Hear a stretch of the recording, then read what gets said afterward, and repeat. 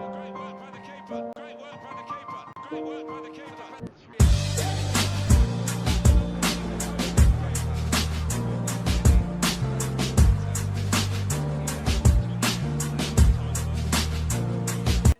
Hello everyone, this is CJ Novo 992 and today I'm back with another brand new episode of my National Squad Builder series. Now as you can tell by the title of that video and the little intro, this is of course going to be Poland. Now, for all you people that's like grammar freaks and stuff like that for names, this is going to be a rough one for these lads. You're in for a bit of a hard time because this is going to be bad. So I'm just going to call this guy Kai. Let's go with Kai, nice and easy. Decent goalkeeper, good enough reflexes and stuff like that. Quick off his line, not the best goalkeeper. Conceded quite a couple of like silly goals.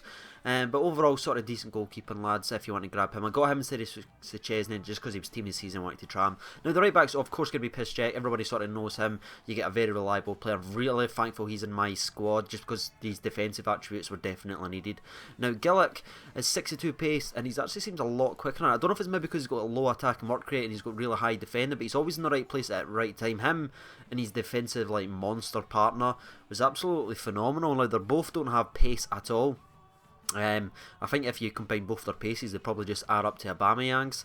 But they're so strong on the ball, lads, and they just sort of dominate everything in the air. You're not going to concede a header with this team, but you will concede balls in behind, unfortunately. Now, the left back, Rybus. I don't know. Right, let's call him Ryback. Ryback, 87 pace. He's got 80 shooting.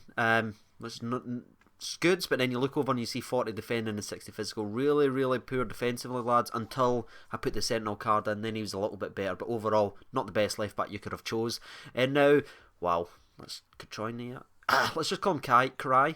Let's call him Karai. 72 pace, 84 defending and 88 physical. Really strong presence. Him and the other centre mid really controlled the sort of ball movement and stuff like that as well. It's also worth noting that the Kuchozniak or Karai actually scored an overhead kick. This guy's chipped in with 1 goal and 3 assists, but his overall passing and sort of pace and everything was very, very, very needed in this sort of squad builder. Now, the first one is going to start seeing the first couple of highlights.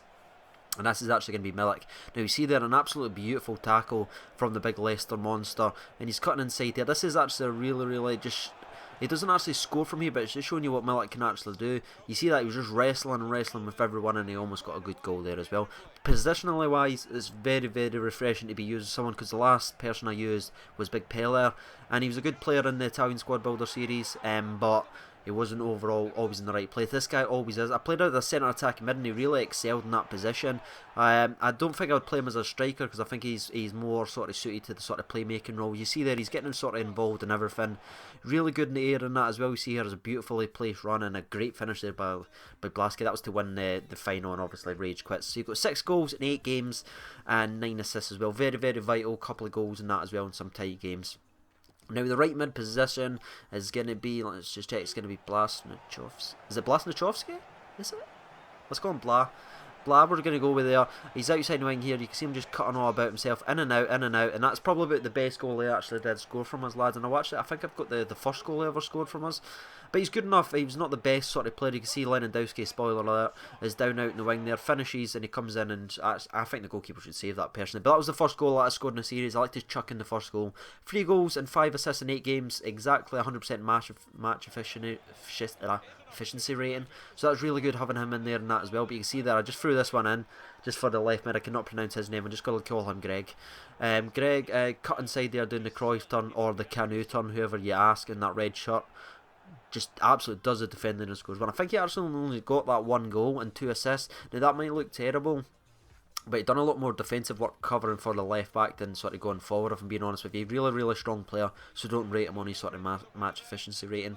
Now the next player is going to be team of the season, Lewandowski, and he is just absolutely phenomenal. He actually takes over Ronaldo's goal scoring record in this series, lads. So Ronaldo's no longer the top goal scorer in this series. It's Podolski. I believe he's got 17 goals in 8 games, and one of the games he was sent off in the first half for a bullshit sort of red card and a bullshit tackle, so it was just one of those. But you can see he's just absolutely so clinical. His position and his movement, you can see him, he's just cutting his head. I love this one.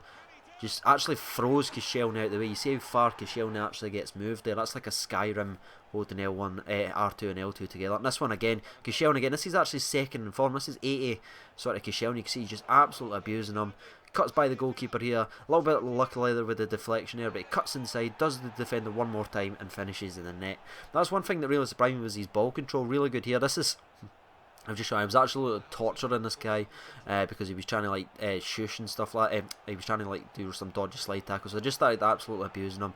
You see here, he cannot get even close to me. You see there's about 3 of them there. I cut back, work a wee bit one more time for the space, cut it in. I was really unfortunate not to score there, but that's what you can do. Nobody can shove this monster off the ball. See there, great first touch again, cuts inside, finishes. The definition of clinical, lads. I know he is 98 rated, so he should be, but it's just really surprising to play with someone that just finishes everything. And then in the air as well, he's actually really strong. I think that made that person rage quit as well. So we're cutting in here again.